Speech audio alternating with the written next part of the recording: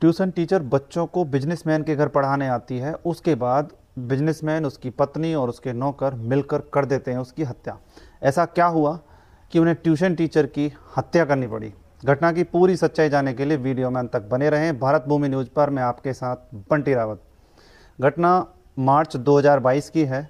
राजस्थान के अलवर के नीमराना में एक कपड़ा व्यवसायी के बच्चों को पढ़ाने के लिए प्रियंका नाम की एक ट्यूशन टीचर उनके घर पे आती है, जो उनके बच्चों को पढ़ाने का काम करती है।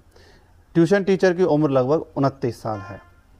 कपिल, जिसकी उम्र भी लगभग 37-38 साल के आसपास है, वो उस ट्यूशन टीचर को अपने बच्चों को पढ़ाने के लिए अपने घर पे बुलाता है। धीरे धीरे कपिल और ट्यूशन टीचर में प्रेम प्रसंग बन जाता है, अवैध संबंध बन जाते हैं। अब उसका पूरा खर्चा घर वालों से बिना बताए कपिल, जो कि कपड़ा व्यवसायी है, उठाने लगता है। कभी उसे घुमाने के लिए दिल्ली लेकर जाता है और जो भी वो डिमांड रखती है उन्हें वो पूरी करने ले जाता है, उनको पूरा करा देता है। वो ट्यूशन टीचर भी लाखों रुपए अपनी बॉडी को फिटनेस करने के लिए दवाइयाँ खाती है, ब्यूटी पार्लर जाती है, मसाज कराती है। सारा खर्चा कपिल के सिर होता है। इस बात की भनक कपिल के परिवार को नहीं लग पाती है। उसके बाद धीरे धीरे मामला आगे बढ़ता है।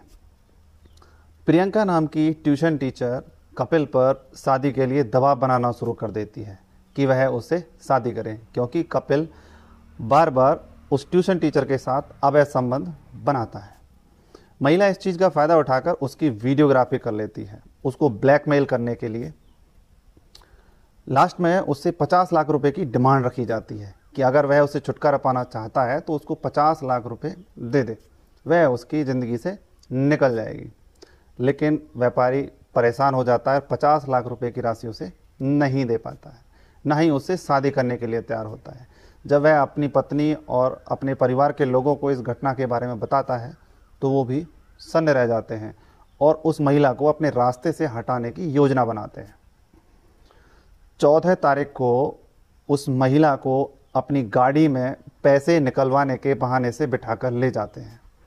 उसमें उसकी पत्नी सुनैना गुप्ता और उसके 2 नौकर भी होते हैं। चलती गाड़ी में उस महिला का गला दबाकर उसकी हत्या कर देते हैं। उसके बाद उसकी लाश को प्लास्टिक के बोरे में भरकर ततारपुर के पास एक पुलिया के नीचे फेंक देते हैं।